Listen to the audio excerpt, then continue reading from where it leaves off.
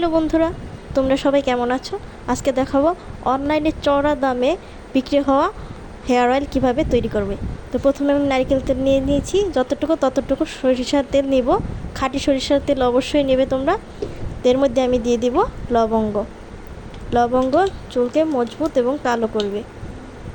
তারপর দিয়ে দিলাম তিসি দানা। সব একই মাপের নিলে বেশি ভালো হয়।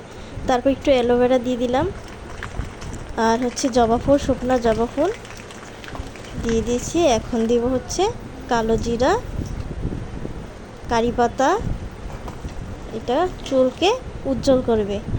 আর দিয়েছি হর্তকি আর আমলকি, যা চুলের গোড়া শক্ত করে।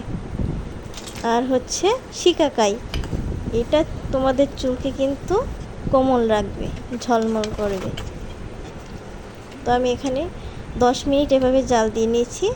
তারপর দিয়ে দিলাম কাঁচা হলুদ আর আদা। কাঁচা হলুদ খুশকি দূর করার জন্য সর্বোত্তম একটি মহা ঔষধ। তো এখানে আমি 30 মিনিট জাল দেওয়ার পরে এটাকে ঢাকা দিয়ে রাখবো একদিনের জন্য। পরের দিন আমি এটাকে নামিয়ে ছেঁকে নেব।